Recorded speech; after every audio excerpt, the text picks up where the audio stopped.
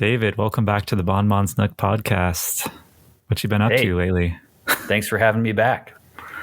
I wish I had a lot of really exciting, interesting things like, I've been creating all this art and I've been, is it plundering the depths? That doesn't sound right. Anyway, I've been plunging into the depths. Sure. Whatever you want to say.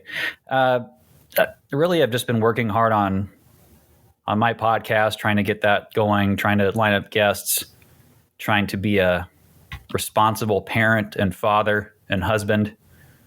I guess parent and father is kind of the same thing. That's my brain's a little soupy today, so I apologize to your listeners. Oh, it's quite all right. I think everyone's brains are a little soupy with the way that we've been dealing with the eclipses. I don't know. People have been going through some intense things in the past week, and it is what it is, and it always passes. The difficult stuff always passes, and it gets better, and then it gets worse, and then it gets better. So, life is not static. So we just have to accept that and roll with it, right? That's for sure. Well, since you mentioned the eclipse, what is your perspective on it? Because I've been hearing, or I should say, I've been reading, watching a lot of different perspectives on sort of the spiritual significance of it. And others are saying, don't invest anything deep into it. It's just another eclipse. But curious what your take is. Yeah, I think it's funny because it's so much of it's about what you buy into and believe in with some of these things. But there can also be exterior circumstances that kind of affect things on more subtle levels. But with this one, I haven't really looked into it too much as far as what the spiritual significance would be.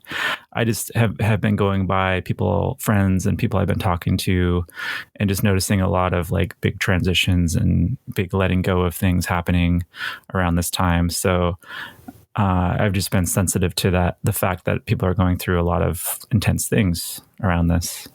But that could be said about any time. It's kind of like people are always going through intense things. So what makes this any different than other times, Yeah. It's interesting about like what we place significance on.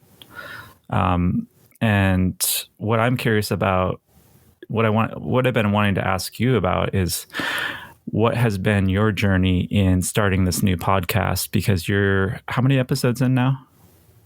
I believe there are 7 out and an 8th one scheduled. Man, you're almost caught up to me. Like you've gone. I think I've taken a lot longer to get to. This will be the 9th episode, number nine, and you're right behind me. So you've really come out of the gate running and made a lot of episodes really quickly. And so a few of those were monologues, and then a few were interviews, right?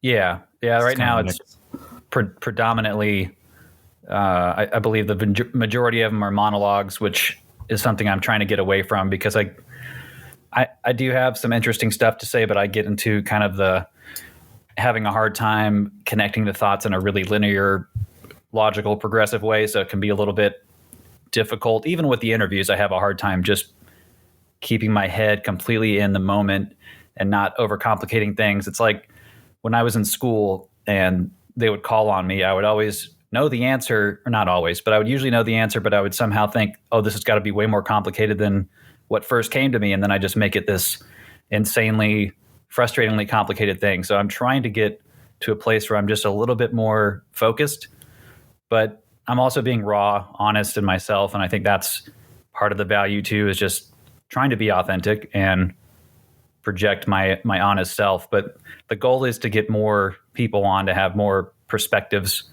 to draw from other than just me kind of going through, what's been compelling for me. But I've definitely been focusing a little more on the Yeshua stuff lately, the Course in Miracles, the Yeshua channelings. And then I get into thinking, well, that's going to pigeonhole me. There's going to be people who are thinking that's too religious and too Christianese, or, if they had a background like me where they came out of their faith, maybe it's going to be too triggering.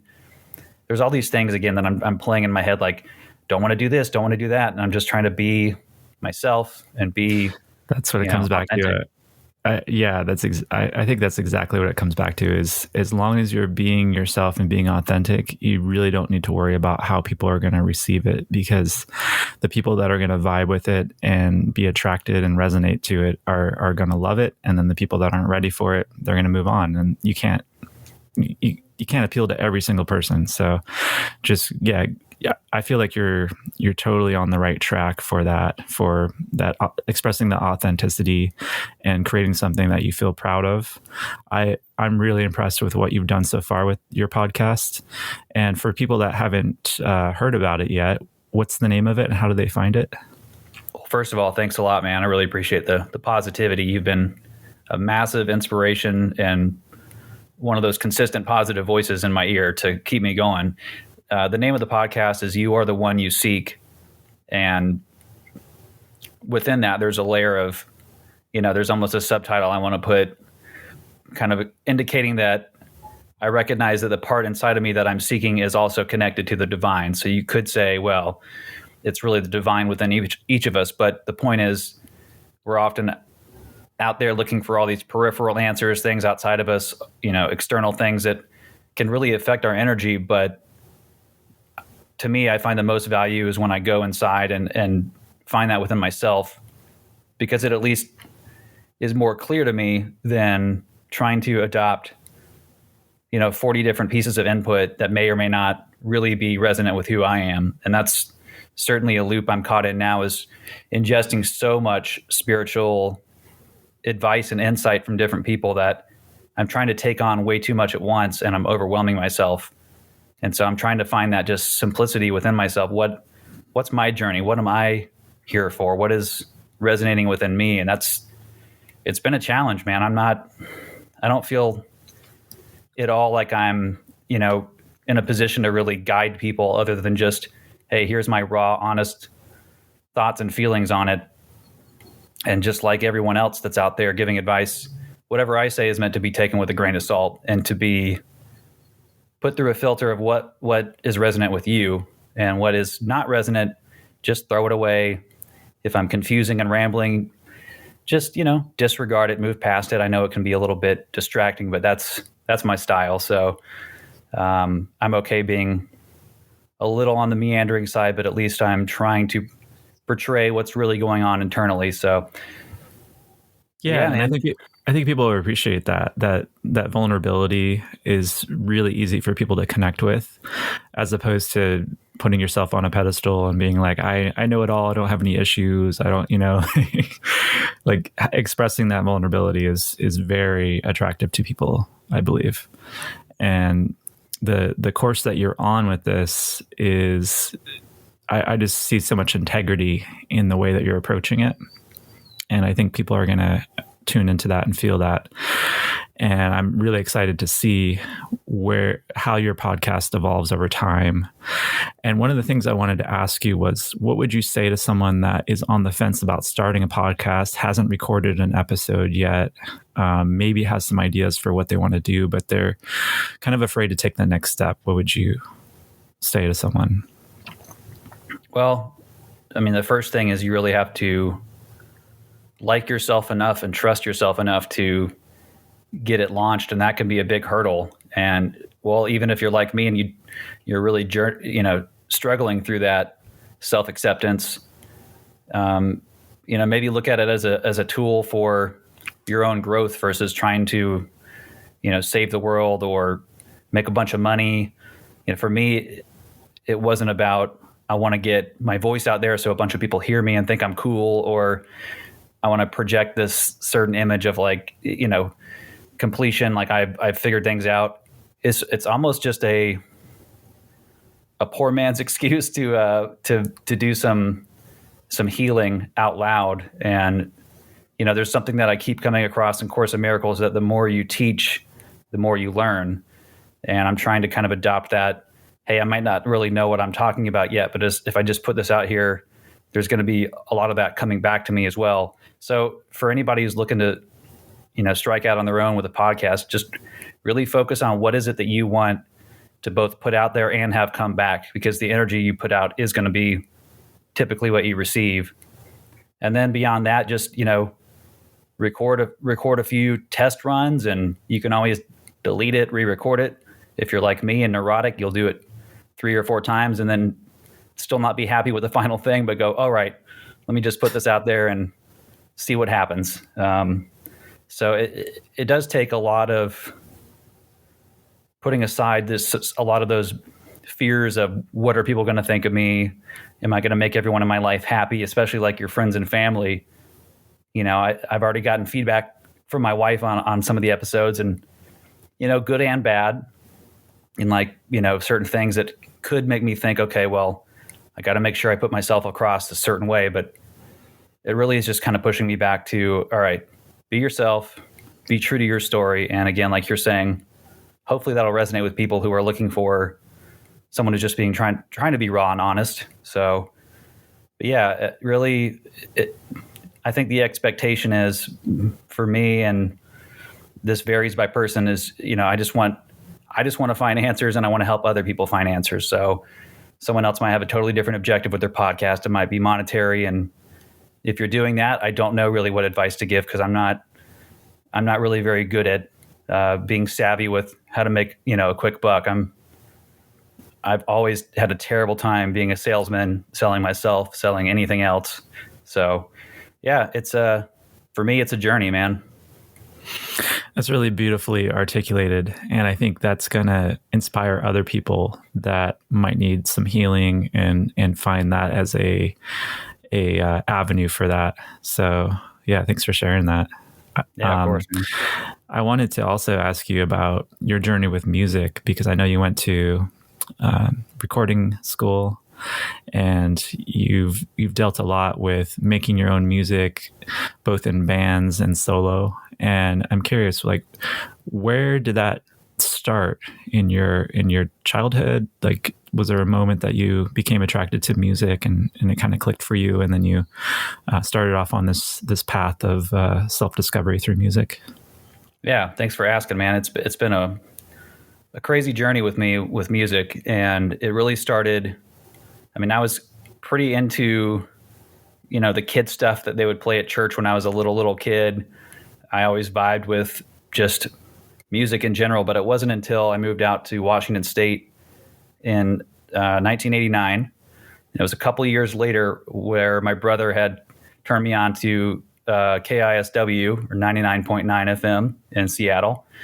And that was the first time I heard classic rock and modern rock. And at the time, it was a lot of Alice in Chains and Ozzy Osbourne, and then they'd play Pink Floyd and Led Zeppelin and Tool.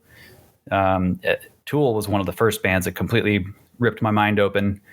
So I just really wanted to be involved with it somehow. And one Christmas, my aunt and uncle got me a little practice drum pad and some drumsticks. And I would just sit there and use other stuff in my room, pretending like it was a drum set. That was kind of the snare drum. I was really, really bad at practicing, rudiments and all the technical stuff, because I was like, I just want to rock, man.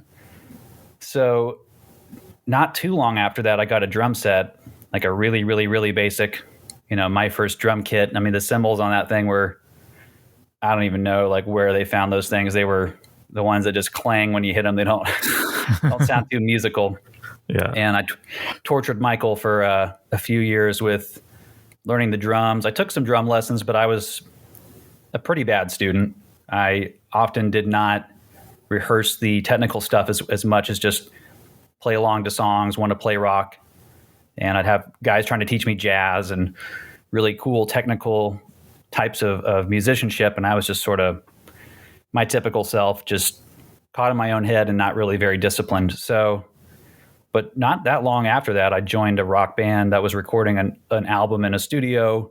They had been around for a few years, and they were looking for a new drummer. And honestly, I don't know what they saw in me, because I showed up with my just garbage drum set with a big old Ringo and a crappy looking star that I drew in big permanent marker on the bass drum head. And they, of course they were commenting on that like, oh boy, is there this like cool rock band? They were older than me, just a couple years older than me.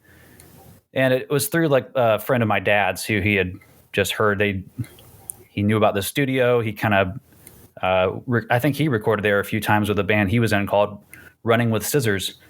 I'm sure you can look them up somehow. They haven't been around for a very long time, but they were kind of like a Tacoma, icon in the, I think, early 90s. But yeah, so I joined this band Librium, and we spent the next 6 months rehearsing steadily to record this album. And I thought we were going to play shows. That didn't pan out. But I got a lot of experience doing that, and that really kind of pushed my musicianship forward. I learned how to play to a click track and all that kind of good stuff. And then from there, I pretty much I was also simultaneously playing for church. So it was I took a little bit of a break there when I was in this band, for sure. Dialed back my church playing, because I was really starting to struggle with religion and with Christianity, and especially with playing really religious music. Just kind of gave me nothing back musically, but it was more about service and sacrifice.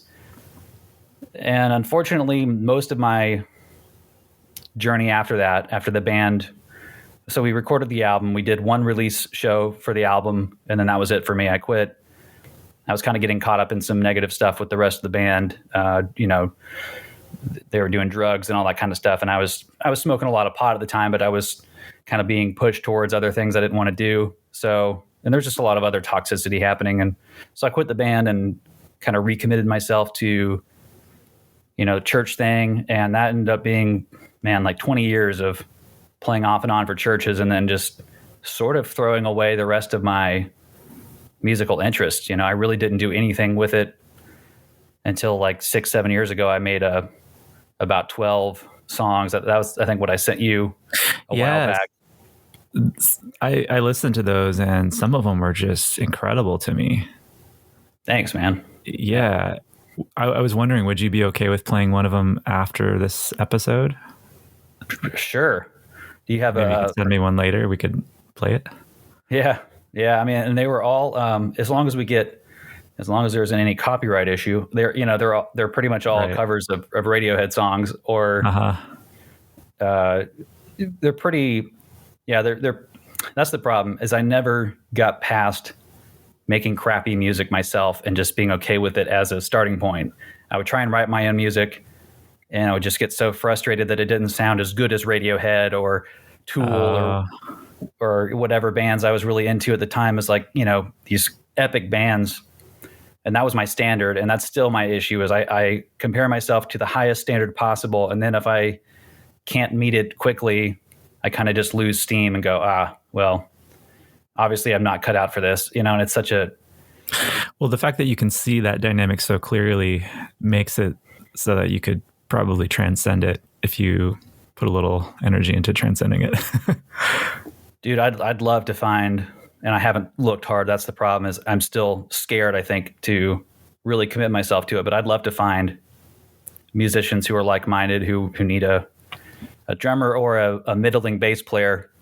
My guitar and piano skills have dwindled quite a bit, but the bass has been the more recent acquisition, and I've really enjoyed learning bass. But like anything else, if I don't have like a band to play with or something really, really significant going on with it, it's easy for me just to give up on it or slow down quickly on the enthusiasm. So, and just, being a dad of teenage kids and all the responsibilities that go with it, and kind of living in this, the place I'm in, it's been hard for me to push myself much there. So I do have a lot of regret with music, but I'm also super grateful for just whatever I have been involved with. There has been a lot of, even with the church band, there were some good times, but yeah. And to me, it seems like you have a lot of natural talent and ability with it to be grateful for as well. That you could just kind of take off the shelf anytime you want. When you find those collaborators and other people to form a band with, that still seems like that could be really beautiful for you in your life when the time is right. But maybe we could do a little classified ad right now. So if you're in the Savannah, Georgia area and you're looking for a drummer, drummer slash middling bass player, and also vocals, right? Oh, well, thanks, man. Yeah, your vocals are amazing. So if you're looking for a drummer / vocals / bass player. David O'Donnell's available. Just send a message through Bonbon's Nook here, and we'll connect you up. There you go. Yeah, I mean, must be great. like-minded band members looking for a bandmate. That's the trick. Even when I joined the church band that was playing at the downtown theater here in Savannah, and it was all we had black ice, or not even not black ice, but just like the smoke, the fog machines and the lighting and all that stuff. Like, it was high production value, and the guys in the band were mostly into similar stuff, but like we talk about Radiohead, and they'd ask me which was my favorite Radiohead album. At the time it was Kid A, and they're like, "What? That one's weird, dude. We're Benz and OK Computer Simps." And I was like, "Okay." And then like 8 years later, they're all like obsessed with Kid A. So there was this sort of this gap where everything I like, they were kind of like crapping on, and then towards the end of my time in the band, suddenly it was like we connected, but we never actually talked a lot about making music outside of church. The lead singer, who was kind of the visionary, and just never materialized. I didn't push hard enough for it. I felt like, again, I just was following around the leader like a lost puppy, instead of, really tapping into my own internal creative abilities. I don't have the trust level that I'm able to create something that would make sense or be cool to anybody else. I think almost. Do you think that's changed? Do you think that's changed now, where you can tap into that better? I think I could, if I was given maybe a little more. I still need to push. Like, it's really hard for me to self-start. I get overwhelmed with not having the gear I need, and then the expense of that, and again, being a father of teenage children, and I haven't had a job since November, those kinds of things can, and in the past it was just, the budget was tight because we were not, me and my wife have never had high paying jobs. I especially have never been like in a cool industry where I was making a bunch of money. So it's always been pretty tight. And I use stuff like that, I think, as an excuse too often to be like, well, it's not meant to be, because I don't have nice gear, or I don't have the patience to, again, fail and try again. So it's definitely there. It's lurking within me, but it's still very dormant, and it still needs to be teased out. So I'm hoping the right circumstances will push that. But I've also kind of let go and said, you know what? If the music thing was only just for my own enjoyment and never really progressed to a level where I was able to, make an album I loved or something like that, then it's okay. We're all gonna let go of the stress and frustration of our earthly failures eventually. So then I use stuff like that as a cop out. Like, well, it doesn't even matter, like. That's funny, because it is all a balance with that stuff, because you could take it too far and use it as a cop out, but it's also really healthy to be able to step back and have that perspective shift, so that you're not so in it and frustrated by the limitation you're feeling. It seems like with the podcast that is definitely picking up a lot of that creative energy, and it's a new venue for that for you in your life. You can, use these recording skills you have, and the abilities you have with sound and audio, and apply that toward your podcast. So it's cool to see it take that form for you. Yeah, that has been a big positive aspect of the podcast for sure, is to be able to direct that energy. And, a friend of mine who also has a podcast, Hunter, he's a drummer who's played in several different projects, a lot of metal stuff. And I used to go and hang out in their rehearsal room. This was like early 2000s, right after college, right after my debacle of a time at Bible school. I would go there, and it was so healing to just listen to them play this crushing metal, and just so precise, so technical. But of course I was like, why am I even playing drums? Like, this guy's so good. And then recently he's told me, it's like, David, you're one of the most naturally talented musicians I've ever met. Like, if you actually had practiced and stuck with it, you would have lapped me a long time ago. And I'm like, bullshit, dude. But I don't think I was quite that rude to his compliment.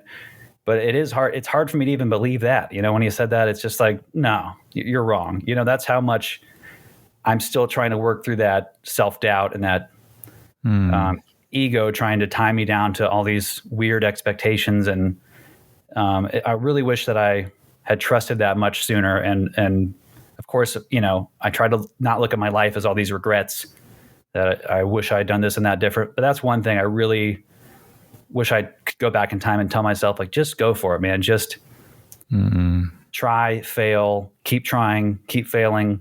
You have the ability, you have the talent. You just need to trust that and stop comparing yourself to everybody, because comparison is the thief of joy. That is a quote that I don't know who said that, but it truly is resonant in my life that has been a major hurdle, is just trying to people please and make sure people like me or think I'm cool. Even to the point where most of my dreams now are like, I'm in a school or I'm in some group setting where I'm trying to navigate some like complicated situation, but I feel like I'm always trying to make sure that the group they like me or they think I'm in some way helpful or relevant to them. And it's clearly trying to communicate to me, I guess, that I really do need to practice what I preach and, remember the title of my podcast and go for that vibe, and remember that within myself are all these answers and all this wisdom and all this knowledge from even, past lives or all these other things that are there to teach me. And instead I typically look outside of myself because I don't trust that there's actually all that good stuff within me. Yeah, that's very insightful to be able to delve down into that and really see it so clearly. I've dealt with a lot of regret and comparison as well. And that being the thief of joy, that's rings so true, because if all of the true magic is in the present moment, then whenever we're doing something like comparison or having regret, that's completely pulling us out of the magic of the moment and taking us into the past, which is no longer even relevant, really. When you're thinking about the power of the moment, we keep going back into the past to go back over and reiterate all of these past experiences and think about what we would have done differently. And maybe there's some value in a little bit of that, but there's not much, because you can always change what you're doing right now in the present moment. You don't have to be tied to that past at all. So yeah, it just seems like a waste of energy a lot of the time, but maybe there's a balance to it. And, it is good to look back and have perspective on things you could have done differently so that you can make sure you don't repeat those mistakes and that sort of thing. Yeah. Well, and I think you said the key word, the now moment. Everything is about the present moment and being present instead of agonizing about the future or wishing you could change the past. And that's just something I'm every day trying to remember and embody. And it's really, really hard because our egos are fighting us for all that, the need to control, the need to compare. And that's something that, I was just going to say, sorry to talk over you. That's something I hear all the time in those near-death experiences. The people I've interviewed, the people I listen to on other podcasts, that when you're out of this body, there is no time and everything is about the now moment. Everything is happening basically all at once. And that doesn't mean it's only relegated to that experience. We can bring that mentality here to these physical lives. It's just a lot harder because we have the illusion of linear time, which, is a valuable teacher, but it's also a great distractor. We can really get so hung up on, again, just like I said, looking too far back, too far forward, and not just kind of what can I do right now in this present moment to, bring a little goodness here, or to trust myself and just tap into that and not worry about what everyone else thinks or if I'm living up to the standard. It's just, it's really challenging to just be in that present moment. So definitely a daily striving of mine to focus on that more. Yeah. For me, one of the things that really helps with practicing on being in the present moment is doing improv with people. any kind of improv arts, improv music, improv comedy, kinds of acting and characters, that sort of thing. It's so helpful to practice that with people, because you can't be thinking about what you're going to say next. It's just, you have to let it flow out, and you have to be really listening and being really present with the other people that you're doing the improv with. So yeah, whether that's jamming or acting or creating a story with someone, that's always a fun thing. And that's something that, I don't know if you've done many saunas, but in the group saunas, like sometimes someone will start a story and then they'll just say like one line from the story, and then the next person, someone else will chime in and continue the story, and it will just keep going around and around, and people will keep adding to it, and it ends up being this like amazing story that's made in real time by the group, completely improv. It's like, how does that happen? And sometimes things will tie back in really well, so it was almost like orchestrated, but no one orchestrated it, but it feels orchestrated. So it's like you get to tap into that magic. Yeah, that's awesome. I love how much you get to, or how much you, not like you get to, like it's happening to you. You make the choice to go and involve yourself in live music, or like you said, where you can bring your harmonica and just jam with people or vocalize, or like you're saying in the sauna. Well, saunas aren't as big a deal here in the South because it's so damn boiling hot that don't really you just stand them outside for most of the year and you're already experiencing it. But although I would love a more controlled setting, I know people who still do that. Like they'll do the sauna and then the cold pool, plunge. Go back and forth. And, I do that too. Yeah, I've gotten really, really out of practice with even just the cold showers I was doing. And I'm realizing now, like, this is totally sidetracking the conversation, but I've realized too, a big thing for me is the frustration of my physical body not behaving the way I want it to, in terms of just the food I want to eat and the kind of activities I want to do. I'm even at a place again with cannabis where it's just like, it's just not agreeing with my body on a level that I want it to. And it's probably because I'm not being as responsible as I'm supposed to be with it, or I'm not respecting it enough. And that's a hard lesson to learn over and over, is discipline and giving your body and your mind truly what it needs versus what you think it needs or what your impulse is. And that's the key right there, is giving it what it truly needs and not overriding through because of some mental thing. And I think that happens a lot with scientific studies about this or that and nutrition and what things are good for you and what things aren't, when really the true barometer of that is, what is your body telling you moment to moment when you put this food in or put this substance in, and where is it telling you to dial that back or give you more, or give it more of that, and like really being honest with that moment to moment, and that could also change. And so you really can't have these like mental thought forms or structures around what you think your body needs. Yeah. Well, and it, to me, I have to just be practical about why is this happening? Why can't I do whatever I want? But then I think about it for 2 seconds. I'm like, well, because when I was doing whatever I wanted to, I was giving into the kind of the low vibration stuff all the time. And that was not teaching me anything of value. It wasn't resonating with my higher self and the divinity that's within me. It's just sort of, oh, well, this body is a temporary vessel. I might as well trash it. And, I lived for so long expecting a biblical apocalypse to happen, imminently in my lifetime, that I just kind of looked at my body like, whatever. This thing is frustrating. It hurts all the time. It doesn't do what I want. Why should I give it any special treatment when it's not giving me any, when it's giving me such a hard time?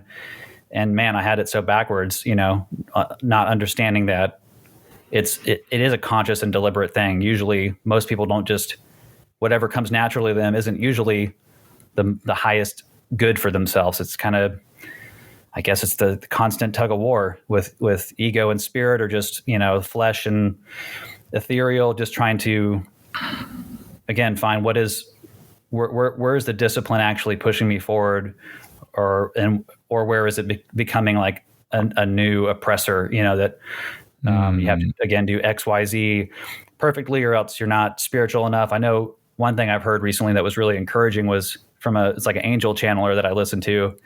And she was just kind of saying how we're getting really caught up on all these peripheral things, like, to be spiritual, you have to do this kind of yoga, this sort of meditation, eat this food exactly. And it's all individual. And we are spiritual already. We are spiritual beings. We can't help but be spiritual. So it becomes almost, again, another cult, another hurdle of just, you gotta do this certain thing to achieve those results. And it really is, again, going back into yourself and what do I need? What is actually helpful for my life? And I wish it was all these certain things that I thought it was, but it's not. And maybe that's part of the reason I haven't had, the big aha breakthrough enlightenment experience that I keep expecting to happen, this divine dream or God or my higher self or my guides to come and directly interface with me. But then again, maybe it's because I'm expecting that to happen, or like I'm pushing for that when it's not. Yeah, the attachment to that is maybe what's preventing it. I think so.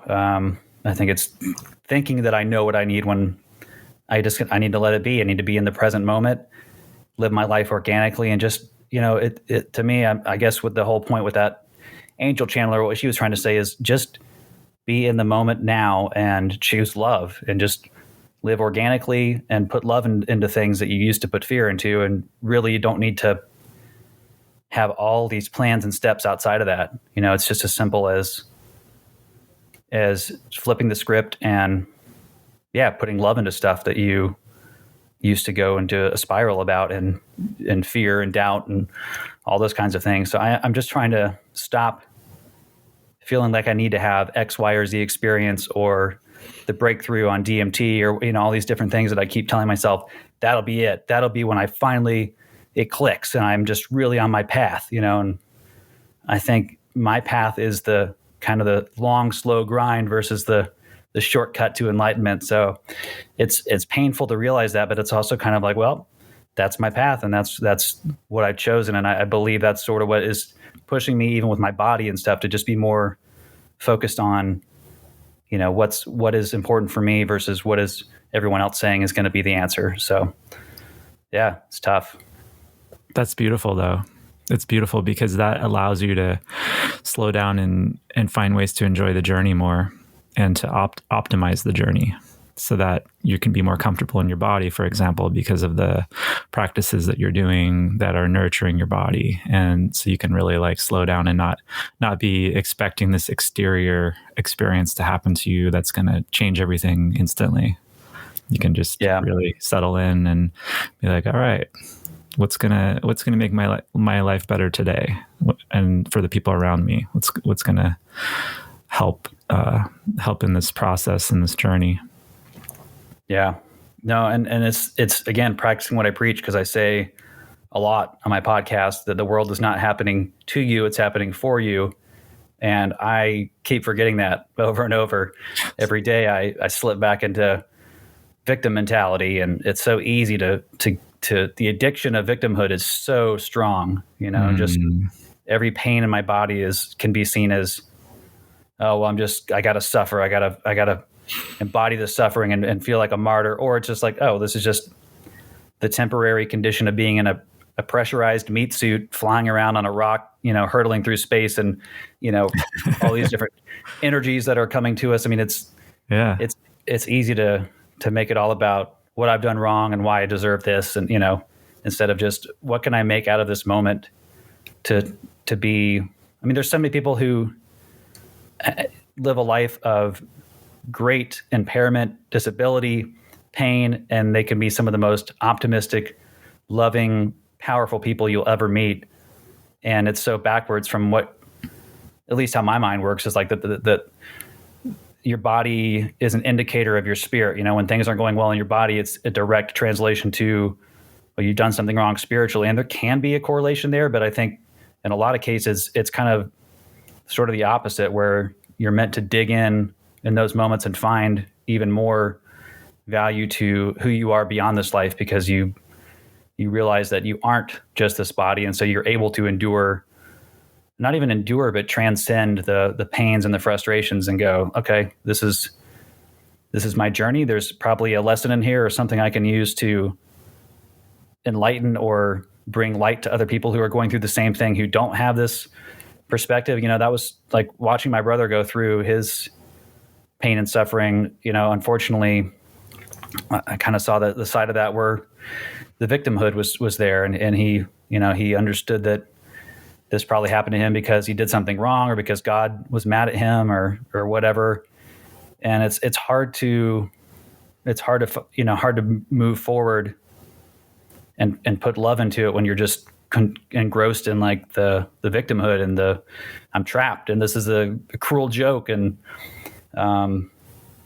so I don't even know where I'm going with that, other than just it's a daily reframing. And I want to be able to get to a point where if I am, it is my destiny to be like, breaking down and pain and have some chronic disease, or if I'm, end up with terminal cancer or something, I want to be able to lean in harder to peace and acceptance and not just, I have a fear of reverting back to how I used to be and just woe is me and what have I done wrong? So yeah, it's interesting though, because only 4 years ago, I had found a lot of those answers. I was in the peak of my physical self, and I was not having really any of the weird symptoms I'm having now because I was so disciplined, because I loved myself enough that I was willing to put in the time every day to take care of myself, to do the things that worked for me, which was just Wim Hof breathing, cold showers, and eating well, and being with my family and being present with them. It was that simple. It wasn't, now I'm trying to adopt all these Ayurveda, the Ayurvedic method of, what's your dosha, what kind of food is right for your dosha. And, now I got these, you can't see it because we're on an audio thing, but I got these crazy smoothies I drink every day that are chock full of nutrients. But it really can be so simple, and it's just so easy for our ego to want to grab on all these other things that, well, come on, that wasn't really enough. You got to certainly be doing more than that. And I think I just need to go back to the basics, get back to, you can see behind me here, I still got to work out my background when I do my video podcast, because right now it's a big mess. You can see my... Oh, I thought that was a virtual background. Yeah, right. That'd be the worst. Yeah, look at this vacuum cleaner and my cheap my virtual background. Yeah. But even just doing like cardio, every day, it's so hard for a person like me to want to do that stuff, but it really does help me personally. And anyway, I don't know why I'm getting to so many details about my body and all of its problems and what I should be doing. But, Well, I think it's very relatable because a lot of us are always working with that finding that groove with practices that we can it's so easy to fall out of a practice, especially when it comes to exercise. Like all it takes is one little thing and you lose it. And then you're like, and then the mind starts making excuses for why you can't do it. And then it spills into the next day and the next day, and then you're completely off the track. And so whenever we can get reminders either from ourselves or from others, it can be really helpful. And I was curious to ask you, what's keeping you from doing the breathing, the Wim Hof breathing, like starting with just that foundational element that you found worked so well in the past? Is there something that's like blocking that? Or honestly, I think a big part of that was when I got the job with Harbor City Hemp as the customer service rep 3+ years ago. It was, I'm working from home. I'm encouraged to get high basically for work, testing product.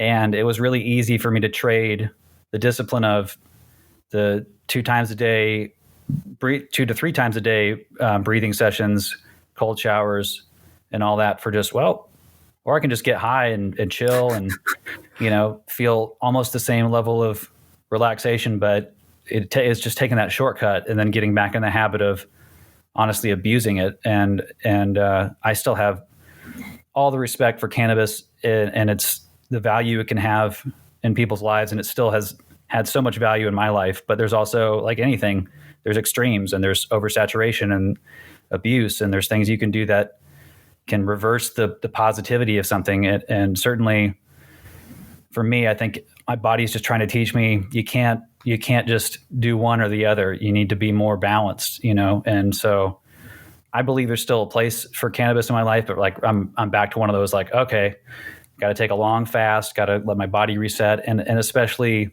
now I'm getting back to cardio every day, the Wim Hof breathing. It's weird. It's like almost like the things that work so well, you almost become afraid of your power and your ability to transcend. It's so easy to get back into the comforts of, oh, I suck, and let me just be like everyone else and kind of do what everyone else is doing. It's so weird how that works when it's like, no, dude, this freaking worked for you. Why aren't you still doing it? But it's almost like this guilt. Like, I don't want people to think I'm some ascended guru. I better just act normal. And I don't know, man. I really wish I had a great answer for why I've abandoned so many of these things, but they're slowly trickling back in to where I'm like, okay, get your head back in the game, bro. So you are starting the breathing back up. Yeah, just recently. The cardio has been a pretty constant thing for the last few months. That's helped a lot. But yeah, the daily breathing, the craziest part about that was when I first started doing it, I would have these crazy electric tingles just all through my body, just the surge of energy. And it was kind of something that was common. They said that was one of the main symptoms when you do Wim Hof breathing is you have these really unique sensations in your body. And of course, part of me is thinking that's probably something negative, right? It's probably killing my brain cells or something. But I can't explain the bliss that I felt in that, because you do like 25 to 30 really intense breaths in and out, and then you hold it. And some people can hold it for like 3 to 5 minutes, which is crazy to me. I think the longest I got was 2.5 minutes.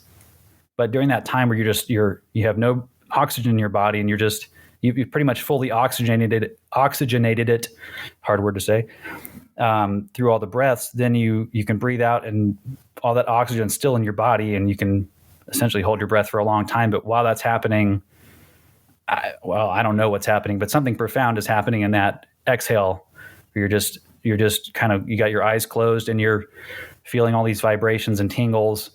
And to me, that was probably the closest I've ever got to feeling divinely connected. It was like both on a physical level, but also on a emotional and spiritual level. I had let go of so much of the self-hatred and the suicidal ideation and the frustrations with my wife and my job, like all these things that were just feeling like, again, I was so victimized by life and everything was a tragedy. It suddenly felt like, no, I have this present moment to change that. I every day I have choices to make how I want to approach anything. It's not being done to me. And that was what was so profound about the breathing was it snapped me out of so much. But then I guess I kind of felt like, well, I got the medicine, it did its job and I was cured. And I guess I don't need it anymore because I'm, I already figured out the answers. I'm back home. My relationships have stabilized. And then again, slowly, you kind of get back to the way things were when you just give up on what was working. So yeah, it's so hard to, when you're feeling well, when you're feeling really good and balanced, to keep doing the things that got you there, because you almost feel like, well, I've already done it. Why do I need to keep doing this? And we're human animals. So. This is serving as a great reminder to myself to start integrating the Wim Hof breathing into my own routine, because it's like, what's stopping me from doing that? Just that I don't want to sit down and do some breath exercises. It's actually really easy. I was going to ask you, do you use the Wim Hof app? Is that how you're doing it? Yeah, I was pretty dependent on that for the longest time, and I think it's a great place to start. Although the app started getting very much paywalled, and so like even with a premium, like I bought like the video course, spent like $200 on the video course on their website, and had all these videos I could watch, and they had a lot of great yoga and other stuff that Wim was showing people to do. He'd have like a guest come in there, and she was I think I can't remember her name, but the lady he had on there doing yoga was fantastic. And so I was doing kind of all that stuff. But then the app, if you had a premium membership, everything was unlocked. But then they changed it to you only get 5 breathing sessions before you got to pay for a monthly subscription. And of course, me and a bunch of other people were kind of pretty irritated about that. Kind of like, I've already paid all this money and I still can't do the basic breathing. So the app it's the way it's laid out is great if you can, afford to do that. But there's also, you can go on YouTube and find the same basic breathing exercise that he does for free. And then from there, you can just kind of modify it, do it yourself. But it is helpful to have, him in your ear kind of encouraging you and like, you're doing great. Keep it going. In, out. In, feel the breath. He does all this like this Dutch guy, and he has this great voice, and he's such a character. Yeah, he is, man. He always is, saying stuff like "breathe, motherfucker." He's got a T-shirt for that. He's got a couple kids that are really involved too in the program. They teach classes. I was at a point where I wanted to become a Wim Hof instructor. I was going to like go climb a mountain with him in my swim shorts. I was at that point with the cold endurance where I was really feeling confident. And it's crazy how far I've slid from that, where now I'm like, I'm back to being overly sensitive to temperatures again, where I was at a point where it was like really, I was really dialed in with that. And I do have problems with like body temperature regulation. So again, it's like, why did I quit doing that? But yeah, you can either use the app. Maybe it's changed now. I don't know. I haven't tried it in a while. Or YouTube. And there's a lot of his method is taking from a lot of previous methods. So you can find a lot of variations of it on your own. It's not like proprietary to him. So it makes sense to look on YouTube. Are there any specific YouTube videos you found that you think are the best for the breathing techniques? Again, just his basic one. I can't remember. If you just go look up Wim Hof breathing, it should be like one of the top results on YouTube. It's like a 15, 20-minute video. And really the only thing to keep in mind is the pace is very individual. You can even on the app do like slow, medium, or fast breathing. And that's very individual because you're basically doing a controlled hyperventilation. And it is possible to overdo it, to be doing it too quickly and to kind of get like lightheaded. And, he always says, don't force it. Let your body kind of tell you when to stop pushing it, or it's not supposed to be uncomfortable. It's not supposed to hurt. So right. The main thing is to really just kind of get used to your own rhythm. But then from there, you can just listen to, like now I just listen to like meditation tones or whatever music and just do it on my own. It doesn't have to be exactly the same amount of breaths each time. It's really just about the practice of deep belly breathing. And that's the trick I should have mentioned is, you can put one hand on your chest, one hand on your stomach, and just naturally take a deep breath the way you do. And if your top hand goes up, it means you're chest breathing.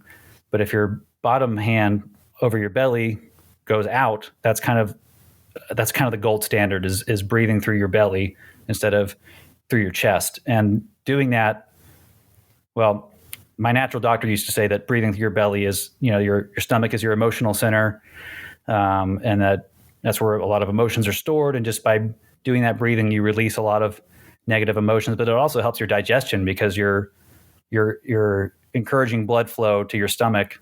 And I've noticed that too. Like if I've eaten something really heavy and I just do a bunch of deep belly breaths, it really helps kind of calm my stomach down and help all that. So that was the biggest thing, was learning how to breathe through my belly. But then, from there you can adopt your own style and techniques, and it really doesn't have to be, again, like one exact specific thing. But that's something I've carried with me even when I don't do Wim Hof, is breathing through my stomach, taking really long deep breaths and just being more thoughtful about it instead of just kind of, because if you're not thinking about it, you're just taking a lot of really quick shallow breaths through your chest, and it can mess with your heart rate and anxiety. A lot of different things can be affected by the depth of your breath and where you're breathing from, in my very uneducated opinion. Absolutely. This has been so inspiring to, after we record this, I'm going to go do my breathing exercises and find that YouTube video that I can start working with. Nice. Because I know how good I felt when I was doing it. I didn't do it for very long, but I know personally the benefits were pretty strong for me. So this is reminding me to give that another try, integrate that into my practices. Nice. Yeah. Well, you can always hit me up if you get hung up on something, or if you're like, anything, that throws you off. I'm out of practice, but I, at least for a while there, was very, very religious with it. So yeah, you got a lot of experience. That's great. Well, at the end of every podcast, I'm starting to ask 3 easy little questions. All right. This was inspired by Noah at the Synchronicity podcast. He does this with his guests. So the first question is, what's your favorite color? I feel like I've gone back to grade school where I think green has got to be my favorite. Green. Nice. Green or blue. I was always an earth tones guy. When I remember when I lived out in Washington State, especially, I always wore like brown and green stuff, and just was vibing with nature and feeling that. So now I wear a lot of black, but I think my favorite color is still got to be green. And I'm still a dumb sports fan, so I do like the Seahawks, and that's the green color is very prominent with Seattle sports in general. So nice. Green and blue, but yeah, let's go with green. Green. What's your favorite number? Man, and see, I want to go like all religious and it'd be like 7 because it's a number of. But now there's all these different numbers I keep coming across. Like, ooh, that's 12. 12 is a significant number, and 37. That number keeps coming up a lot. So, I think I got to go with 7 because it was a biblically significant number, but it still has carryovers. The 7 chakras in our body, to me, is kind of the reason I'm more drawn to 7. It's easy for me to remember that. So yeah, we'll go with 7. I like the way it sounds too. 7. Yeah, it's got a nice sound. A good ring. Yeah. Cool. And then the last question is, what's your favorite animal? Oh man. Oh, so many to choose from. I've become such an animal lover over the years, and especially my youngest daughter. She's the ultimate. I think she still wants to be a veterinarian. I gotta stop doing that thing where I smack my lips. I really do like sloths. I know that's all trendy and everything, but they're super cute. But man, I'm gonna totally blank it. I'm gonna remember later. Oh yeah, how could I forget this certain animal? Because there's so many cool animals out there. I really enjoy the complexity and the similarity of chimps. You know, how we're 98.8% similar. In some ways, it's kind of horrifying how similar, and you see the violent tribalism, and you're like, ugh. But yeah, I'm definitely drawn to, dolphins, chimps, octopus. These weird animals that are. I think actually, you know what? Let's go with octopus because those are like octopus. If there's an alien animal on this planet, that's probably it. They're for sure. They got some really crazy stuff going on. They're really complex, and really they don't. Yeah, they are in the category of cephalopods, but it sounds like that's a very loose categorization that doesn't really quite contain all the things that an octopus is capable of. So yeah, let's go with octopus. I still got to see that documentary, My Octopus Teacher. Have you heard of that? Yes, it's in my queue. Yeah. Yeah, really interesting. We'll both have to watch that and then talk about it on the next one that we do. Yeah, definitely, man. David, thanks so much for being on the podcast. This has been an absolute delight talking with you on here. As usual, my friend, it is the pleasure is all here. Well, I guess it's mutual. Mutual, yeah. There'll be many more that we'll do. And just as a reminder to people, do you want to give how to get to your podcast again? Searching on Spotify and the different platforms. Yes, thank you. Currently, I'm just on Spotify, Apple, and YouTube, and it's just You Are the One You Seek. And I'm also on Instagram at You Are the One You Seek. And if you want to email me, whatever, you have the keys 639@gmail.com. That's all the ways to get a hold of me. Nice. Yeah, highly recommend checking out David's podcast if you get a chance. Very inspiring and lots of wisdom there, and some really interesting near-death experience guests coming on there and with amazing stories. And yeah, it's a very inspiring podcast. So highly recommend it. Thanks again for listening to the Bon Bon's Nook podcast. We'll see you next time.